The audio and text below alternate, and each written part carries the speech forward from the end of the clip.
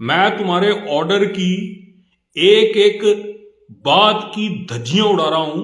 तुम्हारे बाप का राज है, मुझे अंदर करके दिखाओ। सबसे पहले तो मैं हूं। 14 भर्तियां हुई हैं, जिसमें 3 विधानसभा क्षेत्र, उनको 10 नौकरियां दे दी। जिसमें विधानसभा अध्यक्ष के साथ, मैं फिर नाम ले रहा हूं, विधानसभा अध्यक्ष, विधानसभा अध्यक्ष, विधानसभा अध्यक्ष, विधानसभा अध्यक्ष के साथ जो लड़की खड़ी है वो कौन सी मेरिट में आई? हम तुम्हारे पर एक्शन लेंगे। तुम्हारा बाप खड़ा है सामने। मैं कह रहा हूं, तुम लोगों ने अपने चेहतों को नौकरियां दी हैं, बिना किसी टेस्ट के दी हैं। अब तुम कह रहे हो कि इससे पहले भी भर्तियों में धांधली हुई, तो इसका मतलब तुम्हें लाइसेंस मिल गया। ये पब्लिक प्रॉपर्टी है भाई, ये तुम्हारे बाप की जागीर नहीं है कि तुम अपने बाप की दुकान में किसी को जॉब दे रहे हो। ये हिमाचल सरकार में नौकरियां दे रहे हो। विनय शर्मा जो शिमला में रहते हैं, पेशे से वकील हैं, वो इन दिनों पत्रकारों का काम कर रहे हैं, जो काम कायदे से पत्रकारों को करना चाहिए था। सत्ता से सवाल पूछने चाहिए थे, चाहे किसी भी विषय पर क्यों ना हो। वो काम इन दिनों विनय शर्मा कर रहे हैं। आज जब उन्होंने ऐलान किया कि 8:30 बजे मैं लाइव आऊंगा और विधानसभा सचिवालय की तरफ से जो प्रेस विज्ञप्ति दी गई, सफाई दी गई भर्तियों को लेकर, उसकी धज्जियां उड़ाऊंगा, तो आप यकीन मानिए कि जिस तरीके से प्रधानमंत्री बीते सालों में कहते थे कि 8 बजे लाइव आएंगे प्रधानमंत्री, उस तरीके से हिमाचल के युवा विनय शर्मा के लाइव आने का इंतजार कर रहे थे। ठीक 8:30 बजते हैं और विनय शर्मा लाइव आते हैं। हजारों की संख्या में लोग इस लाइव में जुड़ते हैं और हजारों की संख्या में लोग इस वीडियो को शेयर करते हैं। विनय शर्मा ने कहा कि विधानसभा सचिवालय की तरफ से प्रेस विज्ञप्ति जारी कर लोगों की, युवाओं की आवाज को दबाने का, डराने का प्रयास किया गया, लेकिन मैं यहाँ पर बैठा हूँ और युवाओं को अब चाहिए कि एकजुट हो और जो तमाम तस्वीरें वायरल हो रही है, आरोप लग रहे हैं कि अपने चहेतों को नौकरियां मिली है, उन तस्वीरों को वायरल कीजिए। विनय शर्मा ने 2 टूक शब्दों में, अपने ही अंदाज में, जैसे अंदाज में वो पहले भी कई बार लाइव आते हैं, उसी अंदाज में, उससे ज्यादा आक्रामक अंदाज में अपनी बातें कही। क्या कहा विनय शर्मा ने, वो आप आगे सुनिए। और एक बार हम फिर आपसे कहते हैं कि सत्ता की गोद में बैठे उन पत्रकारों का काम विनय शर्मा ने किया है, जो पत्रकार इस प्रेस विज्ञप्ति को शेयर करके चेतावनी दे रहे थे, डरा रहे थे लोगों को, पत्रकारों को ये कह रहे थे कि अब बच कर रहें। क्या कहा विनय शर्मा ने, वो आप सुनिए। विधानसभा सचिवालय, आज तुम लोगों ने युवाओं को डराने के लिए, युवाओं को धमकाने के लिए एक नोटिफिकेशन जारी की, जिसमें तुमने लिखा कि अगर किसी ने विधानसभा सचिवालय द्वारा की गई भर्तियों के खिलाफ आवाज उठाने की कोशिश की, सोशल मीडिया पर बात करने की कोशिश की, तो हम तुम्हें अंदर कर देंगे। सबसे पहले मुझे अंदर करो। मैं तुम्हारे ऑर्डर की एक एक बात की धज्जियां उड़ा रहा हूं।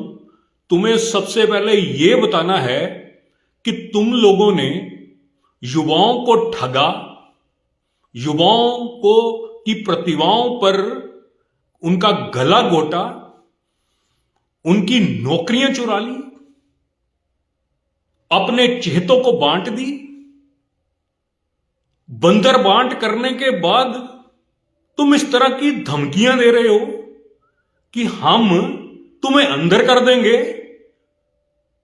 तुम्हारे बाप का राज है, मुझे अंदर करके दिखाओ। सबसे पहले तो मैं हूं। मैं तुम्हारे ऑर्डर की धज्जियां उड़ा रहा हूं। ले, मैं बोल रहा हूं कि तुम लोगों ने ठगियां की हैं, युवाओं को बेवकूफ बनाया है, तुम लोगों ने अपने चहेतों को नौकरियां दी हैं। 14 भर्तियां हुई हैं, जिसमें 3 विधानसभा क्षेत्र, उनको 10 नौकरियां दे दी। 65 विधानसभा क्षेत्र के लोग जो हैं, जो बच्चे हैं, वो अनपढ़ हैं तुम्हारी नजर में। वो तुम्हारी नजर में हिमाचल के बच्चे नहीं हैं।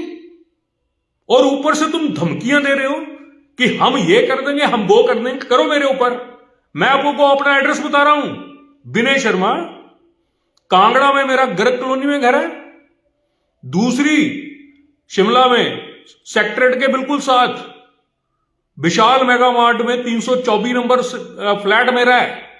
लो करो अंदर, करो मेरे पर एक्शन, देखता हूं तुम लोग क्या कर सकते हो। तुम लोगों के ऊपर जब भ्रष्टाचार के छींटे पड़े, जब सारे हिमाचल में तुम्हारी थू थू होने लगी और युवा जो हैं वो एकदम से भड़के और उन्होंने तुम्हारी जांच पर, जो तुम्हारी नीयत है, जो तुम्हारी खोटी नीयत है जिसके तहत तुमने धांधलियां की, उन्होंने आवाज उठाना शुरू की, तो तुमने क्या कारण कर दिया? क्या कहा तुम लोगों ने कि हम लोग उन पर एक्शन लेंगे। लो मेरे पर एक्शन। मैं बोलता हूं जितने भी युवा हैं जो सुन रहे हैं, सब सोशल मीडिया पर वो फोटो डालो जिसमें विधानसभा अध्यक्ष के साथ, मैं फिर नाम ले रहा हूं, विधानसभा अध्यक्ष, विधानसभा अध्यक्ष, विधानसभा अध्यक्ष, विधानसभा अध्यक्ष के साथ जो लड़की खड़ी है वो कौन सी मेरिट में आई, उसको नौकरी क्यों दी गई। होना यह चाहिए था कि ये धांधलियां जब सामने आई, जब इन धांधलियों का पर्दाफाश हुआ, तो एक लोकतंत्र के प्रहरी के तौर पर, लोकतंत्र के रक्षक के तौर पर विधानसभा अध्यक्ष को सामने आना चाहिए था और कहना चाहिए था कि धांधलियां हुई हैं। अगर इसमें 1% सच्चाई है तो हम ये भर्तियां जो हैं कैंसिल करते हैं, इसके ऊपर जांच बिठाते हैं, दूध का दूध पानी का पानी होगा, उसके बाद जाकर इन नौकरियों को दिया जाएगा। लेकिन तुम क्या कर रहे हो? तुम उन बातों के ऊपर पर्दा डालने के लिए युवाओं को धमका रहे हो कि तुमने अगर सोशल मीडिया पर इस तरह की फोटो डाली तो हम तुम्हारे पर एक्शन लेंगे। तुम्हारा बाप खड़ा है सामने, तुम्हारा बाप, करो इसको अंदर। मैंने अब बोला है कि तुम्हारे ऑर्डर की मैं धिज्जियां उड़ा रहा हूं। मैं बोल रहा हूं तुम लोगों ने धांधलियां की हैं। मैं बोल रहा हूं तुम लोगों ने सरेआम प्रदेश के युवाओं को लूटा है। कह रहा हूं तुम लोगों ने बंदर बांट की है। मैं कह रहा हूं तुम लोगों ने अपने चेहतों को नौकरियां दी हैं, बिना किसी टेस्ट के दी हैं। आंसर की तुम लोगों ने क्या बताई? मैं युवाओं को बता रहा हूं, सारे प्रदेश को बता रहा हूं कि जो आंसर की है, 6-7 भर्तियां हुई, मतलब अलग अलग कैटेगरीज की भर्तियां जो हुई, उसमें 5 में एक जैसी आंसर की।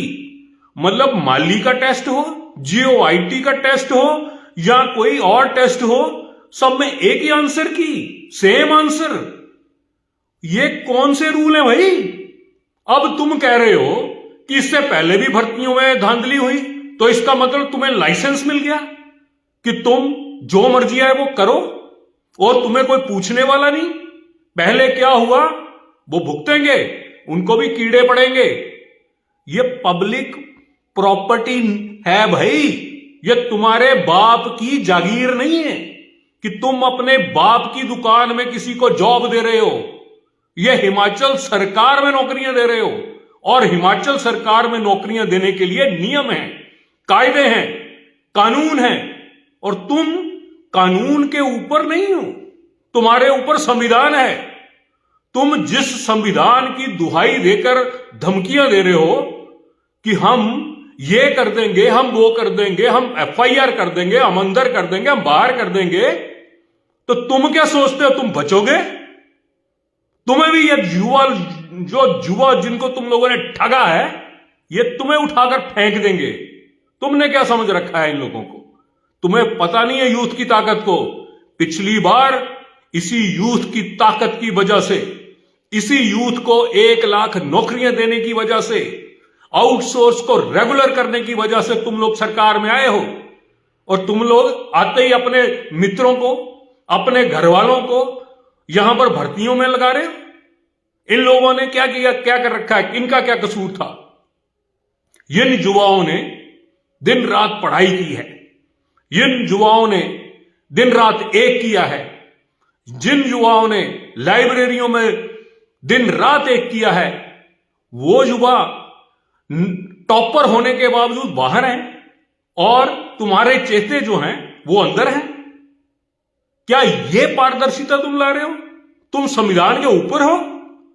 तुम्हें यह पता होना चाहिए जो संविधान तुम्हारे को ताकत देता है वो ताकत संविधान तुम्हारे से छीन भी सकता है, और वही ताकत सारे प्रदेश के वासियों के पास है। तुम संविधान से ऊपर नहीं हो। तुम सोच रहे हो कि तुम धांधलियां कर लोगे और उसके बाद दबा दोगे। ये गलतफहमी में मत रहो।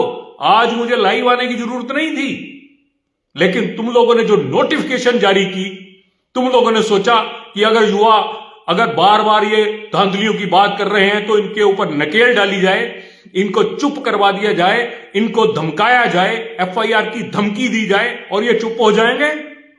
तो ये तुम्हारी गलतफहमी है। सबसे पहले तो मैंने आवाज उठाई, लो करो, तुम क्या करते हो? एफआईआर करनी, एफआईआर करो तुम, और उसका जवाब तुम्हें देना पड़ेगा। ये याद रखना, तुम जो एफआईआर करोगे या तुम कोई एक्शन लोगे, उसके पहले तुम्हें अपने आप को पाक साफ साबित करना पड़ेगा। मेरे को नहीं करना पड़ेगा, तुम्हें करना पड़ेगा कि तुमने धांधलियां नहीं की हैं।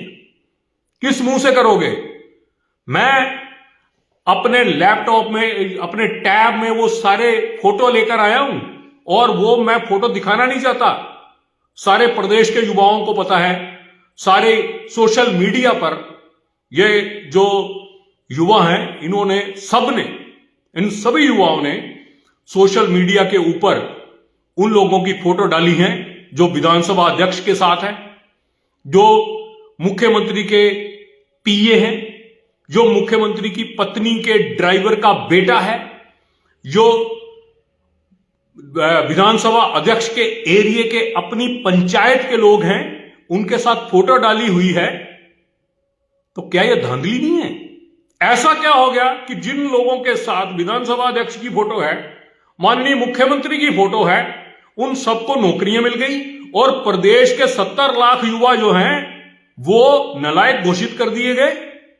मुझे कई युवाओं ने कांटेक्ट किया, उन्होंने बोला सर हम गरीब घरों के हैं, हम लोगों ने बड़ी मेहनत से, बड़ी परिश्रम करके टॉप हासिल किया और नौकरियां कोई दूसरा ले गया। फिर तुमने क्या किया? नौकरियां तो अपने बंदों को दी, तुमने रिजल्ट तक डिक्लेयर नहीं किए। रिजल्ट तुमने रिजल्ट क्यों नहीं डिक्लेयर किए? तुमने फोन करके जो लोग सिलेक्ट हुए उन लोगों को कॉल किया, उनको ज्वाइनिंग दी, ताकि लोग कोर्ट में जाएं तो वहां पर उनको स्टे ना मिले। तुम क्या सोच रहे हो? तुम कानून से ऊपर हो गए। तुमने कहीं ना कहीं गलती की होगी। यह मत सोचना चोर कितना भी बड़ा हो, अपने कोई ना कोई निशान छोड़ जाता है, वरना आज तक कोई चोर, कोई मर्डरर, कोई रेपिस्ट पकड़े ही ना जाते। सारे पकड़े जाते हैं, और जो नहीं पकड़े जाते उनको कीड़े पड़ते हैं, और तुम लोगों को कीड़े पड़ेंगे। विधानसभा सचिवालय, तुमने जो नोटिफिकेशन जारी की है कि हम ये कर लेंगे, हम वो कर लेंगे, मैं इसलिए तुम्हारे चैलेंज को लेकर आया कि तुमने चैलेंज दिया कि हां मैं ये कर लेंगे, हम वो कर लेंगे। सबसे पहले तो मैं आपका चैलेंज एक्सेप्ट करके आया हूं। इन युवाओं पर बात करना बाद में, पहले मेरे को अंदर करके बताओ, पहले मुझे अंदर करके बताओ, हिम्मत है तो। पर मैं तुम्हारे से एक बात बता रहा हूं, एक एक पाई पाई का हिसाब लिया जाएगा युवाओं द्वारा। तुम युवाओं को भड़काओ मत।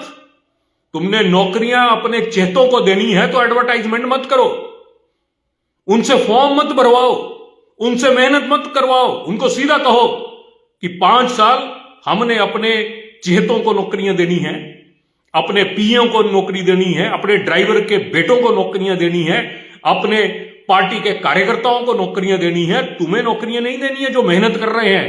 तब बात समझ आती है, तब युवा मान लेगा कि हमें इन फॉर्म को भरने की जरूरत नहीं है, हमें दिन रात मेहनत करने की जरूरत नहीं है, क्योंकि इन्होंने सिलेक्ट कर लिए हैं।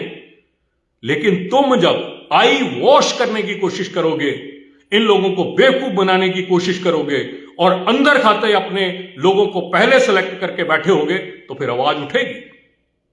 फिर आवाज उठेगी। ये लोकतंत्र है, लोकतंत्र में संविधान सबसे बड़ा है, तुम नहीं हो। और तुम्हारी ये गीदड़ भभकी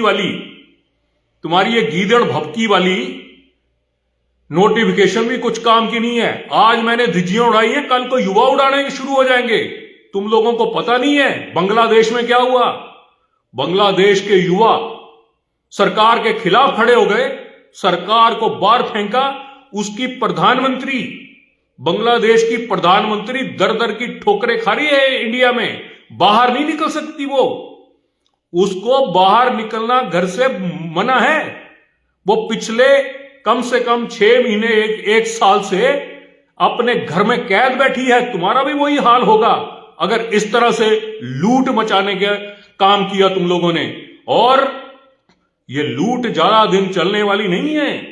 जिस दिन यूथ जाग गया, जिस दिन युवाओं को तुम्हारी असलियत सामने आने लग पड़ी, उस दिन तुम अपने दिन गिनना शुरू कर देना। तुम्हारे दिन खत्म होते जा रहे हैं। पहले तुम लोगों ने युवाओं को नौकरियों के नाम पे ठगा और उसके बाद अंदर खाते अपने लोगों को लगाना शुरू कर दिया। तुम लोगों ने मजाक बना रखा है यार। ऊपर से धमकियां देते हो कि हम ये कर देंगे, हम वो कर देंगे, हम एफआईआर कर देंगे। कर एफआईआर। विधानसभा सचिवालय, मैं तुम्हें बार बार चेतावनी दे रहा हूं, कर मेरे को अंदर। मैं सभी युवाओं को कह रहा हूं, ये तुम्हारा कुछ नहीं बिगाड़ सकते। तुम लोग डालो फोटो जितनी डालनी है, तुम लोग जितनी धांधलियां हुई हैं सोशल मीडिया पर उजागर करो, तुम्हारे को कोई नहीं रोक सकता। अगर कोई रोकने वाला होगा उसको विनय शर्मा देख लेगा। सभी युवाओं को, प्रदेश के जितने भी युवा हैं, सबसे मेरा निवेदन है कि इन लोगों ने जो धांधलियां की हैं, फोटो समेत जो आप लोगों के पास फोटो हैं उनको अपलोड करो। तुम्हारा कोई बाल का बांका नहीं कर सकता। हाई कोर्ट है यहां पर, सुप्रीम कोर्ट है यहां पर। इनके बाप दादाओं का राज नहीं है। ये जागीरदारी प्रथाएं खत्म हो गई हैं। ये पुराने जमाने चले गए। ये अंग्रेजों के राज नहीं है, ये लोकतंत्र के राज हैं, ये संविधान के राज हैं। और संविधान में संविधान सबसे ऊपर है, बाकी सारे उसके नौकर हैं। और ये नौकर हमें धमकियां ना दे। तुम हमारी वजह से, तुम लोग हमारे वोटों की वजह से अपने पदों पर बैठे हुए हैं, जिसकी वजह से तुम यहां पे नौकरियां खा रहे हो लोगों की। एक तो युवाओं की नौकरियां खा रहे हो, ऊपर से धमका रहे हो। तुम्हारी इतनी हिम्मत। अब मैं सरेआम चैलेंज लेकर आया हूं कि मैंने पौने आठ बजे मैंने सरेआम कहा था कि मैं लाइव आऊंगा। और लाइव आकर मैं सचिवालय को कहूंगा, देख भाई कितनी देर देखना है। सचिवालय के लोग, मैं ज्यादा देर नहीं कर पाऊंगा लाइव, लेकिन फिर भी मैं तुम्हें कह रहा हूं मेरी वीडियो जो है वो ऊपर रहेगी। मैं इसको डिलीट नहीं करता। कई लोगों ने मुझे कहा ये डिलीट कर, वो डिलीट कर। मैंने आज तक एक भी वीडियो मैंने डिलीट नहीं की। और मैं फिर कह रहा हूं, ये तुम्हारे पास प्रूफ होगा। अब मैं इन युवाओं की तरफ से तुम्हें गालियां दूंगा, मन ही मन में दूंगा। तुम समझ जाओगे कि मैंने तुम्हें क्या गाली दी। देखता हूं तुम क्या करते हो। मैं चुप होऊंगा, बुदबुदा के गालियां दूंगा। इन युवाओं की तरफ से जो 13 लाख बेरोजगार हैं, उनकी तरफ से तुम्हें गालियां दूंगा। और तुम जो करना है कर लो। ये सुनो गालियां तुम्हारे लिए।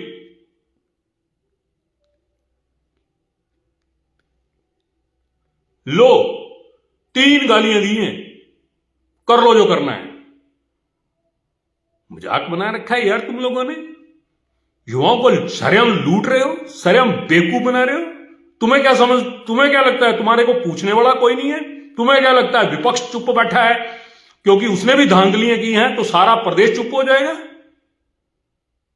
मैं सभी युवाओं से निवेदन करूंगा कि अपने अपने फेसबुक पेज पर जाएं, मेरी वीडियो को शेयर करें।